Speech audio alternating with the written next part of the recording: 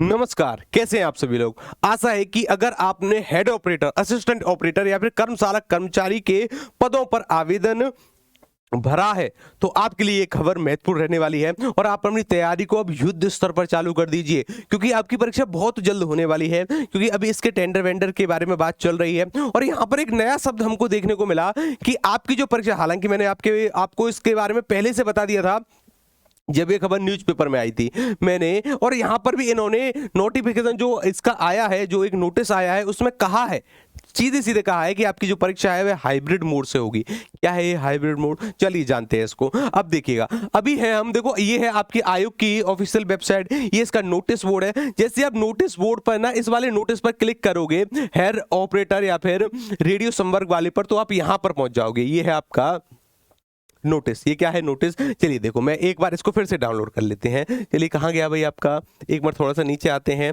हाँ भाई, ये रहा आपका नोटिस, ये है आपका नोटिस। अब जैसे ही आप इस नोटिस के नीचे की तरफ आते हो तो आपको दिखता है, यहाँ पर देखिएगा, यहाँ पर आपको एक नया शब्द दिखता है कि हाइब्रिड मोड से आपकी परीक्षा होगी। कैसे होगी, हाइब्रिड मोड से।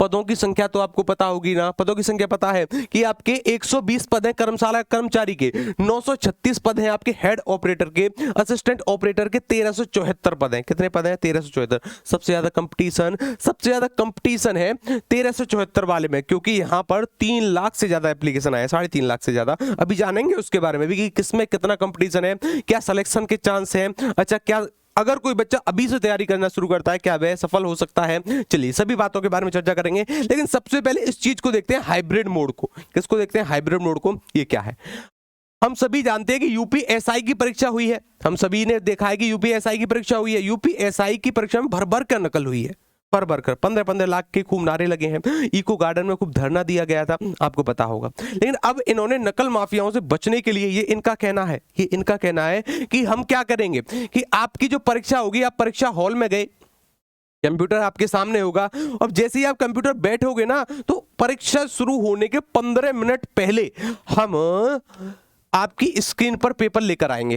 15 मिनट पहले हम अपलोड करेंगे पेपर को। अच्छा साहब, चलिए साहब, आपने पेपर अपलोड कर दिया, लेकिन जो आप आंसर करेंगे वह जैसे कंप्यूटर पर हम टिक करते थे ना ABCD, अब यहाँ पर नहीं होगा। अब आपको कंप्यूटर के साथ साथ एक OMR सीट भी दी जाएगी। क्या दी जाएगी, OMR सीट भी दी जाएगी। यहाँ पर आप गोले भरेंगे, मतलब क्वेश्चन देखेंगे आप कंप्यूटर की स्क्रीन पर, आंसर करेंगे OMR सीट पर। आंसर कहां करेंगे, आंसर आपके द्वारा किया जाएगा OMR सीट पर। इसको इन्होंने हाइब्रिड मोड कहा कि आधा तो ऑनलाइन है, आधा ऑफलाइन है। क्वेश्चन देखोगे स्क्रीन पर और सॉल्व कहां करोगे, सॉल्व करोगे आप OMR सीट पर। इसलिए इसको क्या कह दिया गया, इसलिए इसको हाइब्रिड मोड की संज्ञा दी गई या फिर नाम दिया गया। अच्छा, ये हमको पता चल गया।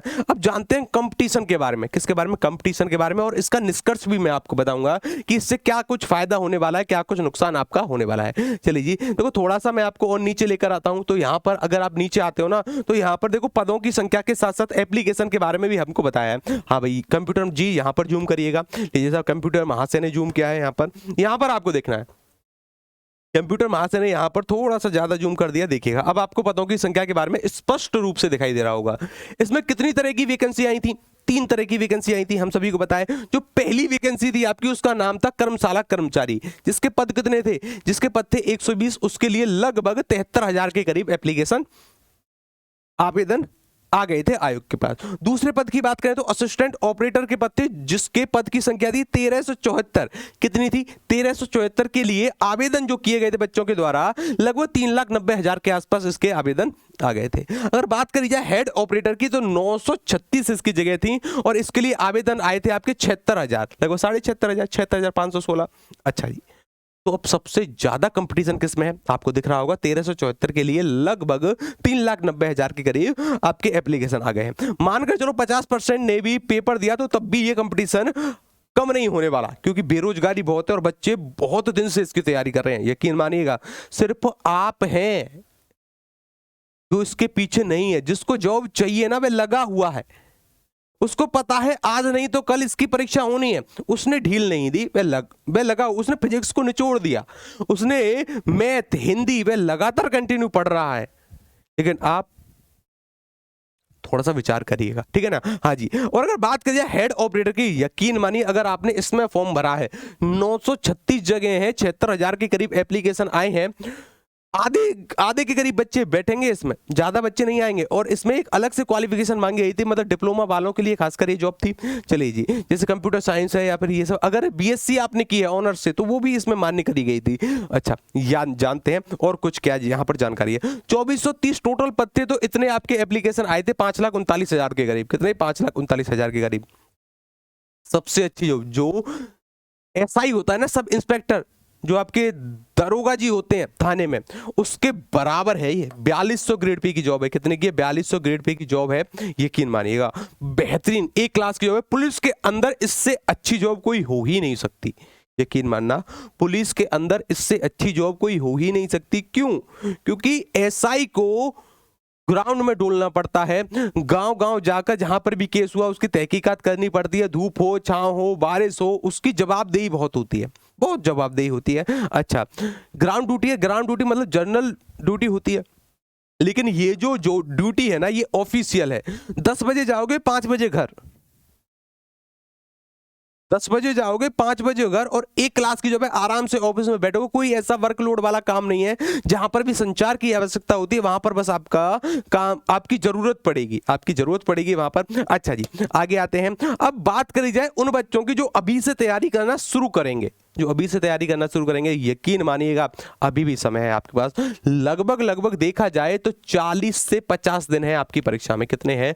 लगभग 40 से 50 दिन के अंदर आपकी परीक्षा संपन्न हो जाएगी। क्योंकि अभी इन्होंने टेंडर मांगा है तो एग्जाम कराने में, देखो 2024 में चुनाव है, उन्हीं तो 2023 में ही है, होनी तो 2023 में। इसलिए कह रहा हूं कि अगर अभी तक आपकी आंखें नहीं खुली हैं तो खोलना है। बहुत अच्छी गोल्डन अपॉर्चुनिटी है, छोड़ना नहीं है। अच्छा जी, तो 40-50 दिन का हम प्लान मानकर चल रहे हैं। तो आपको क्या करना है? देखो, सुबह मैं हिंदी पढ़ा रहा हूं आपको। कितने बजे? मैं सुबह हिंदी पढ़ा रहा हूं आपको 7 बजे। कितने बजे पढ़ा रहा हूं साहब? मैं सुबह हिंदी पढ़ा रहा हूं आपको 7 बजे से लेकर हम 9 बजे तक हिंदी पढ़ रहे हैं। कितने बजे तक? 9 बजे तक हिंदी पढ़ रहे हैं, 2 घंटे के लिए। अब देखो, वीडियो की भी जिनकी परीक्षा है या फिर हेड ऑपरेटर की जिनकी परीक्षा है, यूपी कांस्टेबल की जो तैयारी कर रहे हैं, उन सभी के लिए रामबाण सिद्ध होगी। वादा है मेरा, एक अंक नहीं कटने दूंगा।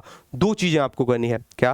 पहली चीज आपको करनी है कि आपको कक्षा में लाइव आकर अपने प्रश्नों का उत्तर देना है। लाइव आने के 2 फायदे होते हैं।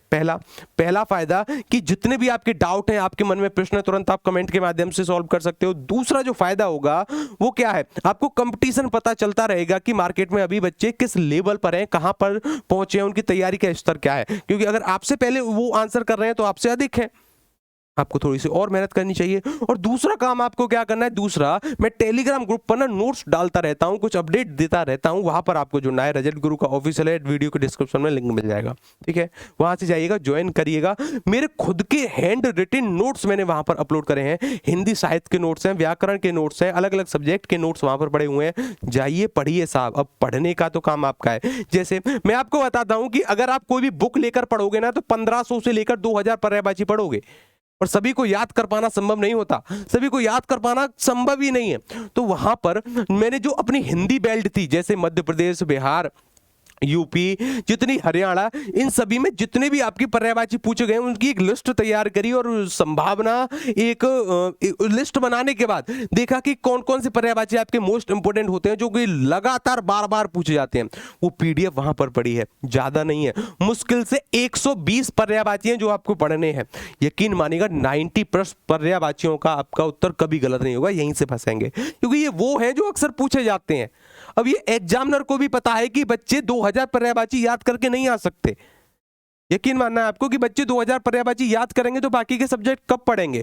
या फिर हिंदी में अगर पर्यायवाची के पीछे पड़े रहे तो कारक, सर्वनाम, रस, छंद, अलंकार, इनको कब पढ़ेंगे? इसी प्रकार से विलोम शब्द है, इसी प्रकार से मुहावरे, इसी प्रकार से तत्सम, तद्भव, इसी प्रकार से सम, शुद्ध, भिन्नार्थक शब्द, इसी प्रकार से हर एक की पीडीएफ अपलोड है। वहां पर जाइएगा, वहां पर पीडीएफ अपलोड करनी है, पढ़नी है। चाहे एग्जाम से 2-3 दिन पहले पढ़ना, लेकिन पढ़ना, ठीक है ना?